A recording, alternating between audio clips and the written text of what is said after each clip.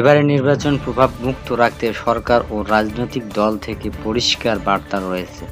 তবুও দলীয় লোকজন ও স্থায়ী এমপি মন্ত্রী কেউ কেউ সে নির্দেশনা কি মানছেন? কেমন করে এটি দলের সভানেত্রী এবং সরকারের প্রধানমন্ত্রীর নির্দেশ অমান্য করেছে তা আমার বোধগম্য নয় বলে মন্তব্য করেছেন নির্বাচন commissioner brigadier general Ahsan Habib Khan. দুপুরে 4 জেলার সমন্বয়ে চুয়াডাঙ্গা জেলা প্রশাসনের সম্মেলন কক্ষে নির্বাচনী আচারবিধি ও মতবিনিময় সভা শেষে সাংবাদিকদের প্রশ্নের জবাবে এই মন্তব্য করেন তিনি।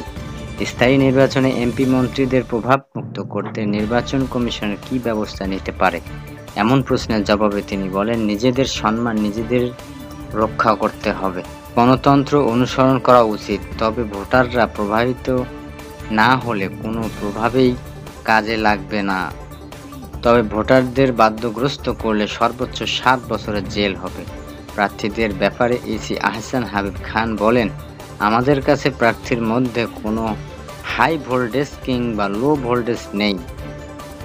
ভোটের দিনে অনাকাঙ্ক্ষিত ঘটনার চেষ্টা করা হলেই তা নির্মূল করা হবে। কোনো ভোল্টেজ দিয়ে কাজ হবে না। জনগণকে ভালোবাসতে হবে, তাদের কাছে ভোট চাইতে হবে, তবেই ভোট পাওয়া যাবে। লাগান সাংবাদিকরা বিনা বাধায় ভোট কেন্দ্রে প্রবেশ করতে পারবেন, সংবাদ সংগ্রহ করতে পারবেন। এতে কেউ বাধা দিলে তার বিরুদ্ধেও ব্যবস্থা নেওয়া হবে বলে হুঁশিয়ারি দেন ইসি হাবিব। নির্বাচনী আচারবিধি ও মতবিনিময় সভায় উপস্থিত ছিলেন চুয়াডাঙ্গা জেলা প্রশাসক doctor Kissinger Chakma, police super RM Foyzur Rahman, Meherpur জেলার প্রশাসক শামীম হোসেন, পুলিশ